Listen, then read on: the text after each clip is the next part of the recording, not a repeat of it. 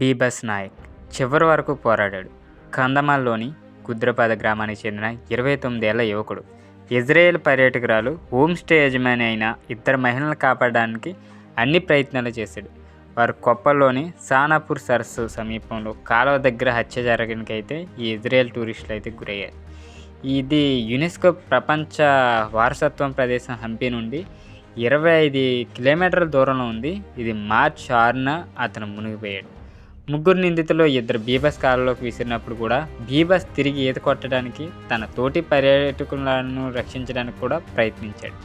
అయితే ఈ నిందితులు నీటిలోకి విసిరిన పెద్ద రాయి అతన్ని తాకడంతో అతని ఈత కొట్టలేకపోయాడు. అప్పటికి అతను ప్రాణాలు కోల్పోయి కాలువలో మునిగిపోయాడు.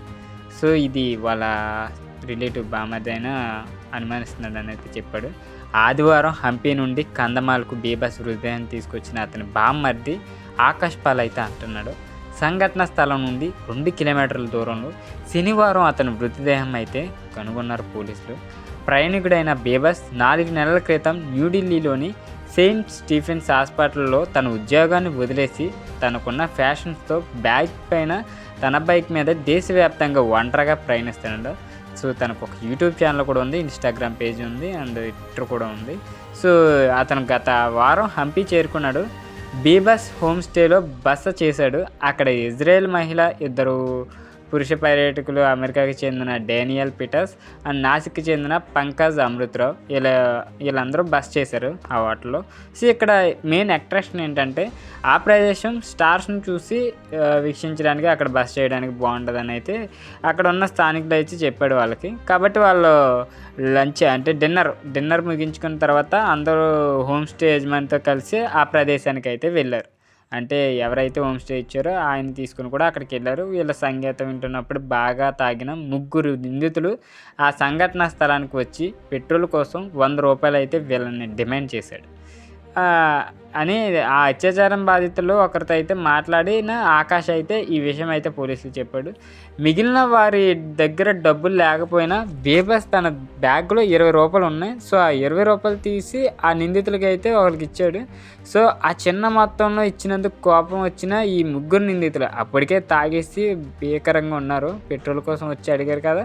సో వీళ్ళకి కావాలని ఆ ఇంటెన్షన్తో అక్కడికి వచ్చి ఆ 3 ₹20 ఇస్తే కోప్పడి బీభత్స్ మిగతా 2 నిందితులు మహిళలపై అత్యాచారం చేయకుండా ఆపడానికైతే ప్రయత్నించినప్పుడు నిందితులు రాళ్ళు రువ్వడం ప్రారంభించారు. వారిని కాలువలోకి నెట్టేశారని ఆకాష్ చెప్తున్నాడు. వారు నీటిలోకి రాళ్ళు విసరడం కొనసాగించారు. ఇంకా నాన్ స్టాప్గా ఇతన్ని నీటిలో తోసేసి వాళ్ళని రాళ్ళతో కొట్టడం స్టార్ట్ చేశారు. కానీ మిగతా 2 ఈత కొట్టగలిగారు. కానీ ఒక రాయి బీభత్స్ తలపై ఉన్న పెద్ద గాయం గుర్తు అయితే ఉంది. ఆ పోస్ట్ మార్టం ఏంటి అది ఏంటి జరిగినప్పుడు అలా బామర్ చూసి చెప్తున్నాడు. సో స్పష్టంగా కనిపించిందని ఆకాష్ చెప్తున్నాడు. బీభత్స్ అద్భుతమైన ఈతగాడు, అంటే తనకు బాగా ఈతొచ్చు.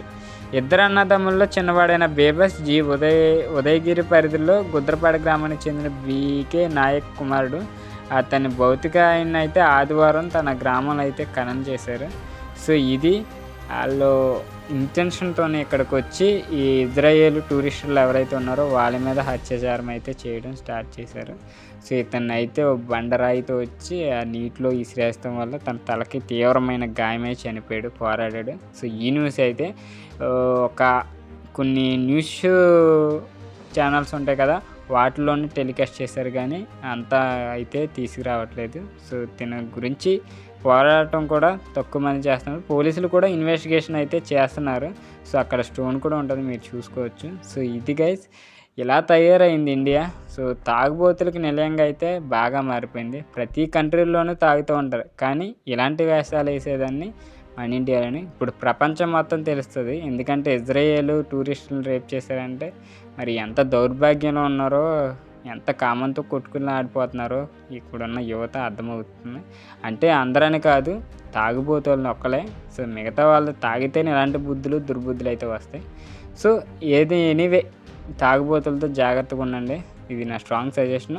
వీళ్ళ రేప్ చేశారు కాబట్టి కఠినమైన శిక్ష విధించాలి గవర్నమెంట్. సో ఇంకొకసారి ఇలాంటి రేప్స్ అయితే కంటిన్యూ అవ్వకుండా సో తీవ్రమైన చర్యలు ఇలాంటి మానవ రోగాల మీద తీసుకుంటేనే సో రేపు భవిష్యత్తులో అనేది కొంచెం కఠినంగా ఉంటేనే శిక్ష రేప్ అంటే ఇంత కఠినంగా పబ్లిక్లో ప్రవేశపెడితే అంటే వాళ్ళని ఉరియనే ఏదైనా డిమాండ్ చేసేటప్పుడు పబ్లిక్లోనే చేస్తే ఆ ప్రజలకు కూడా భయం వేస్తుంది, రేప్ చేసిన వెంటనే ఇలా చంపేస్తారని.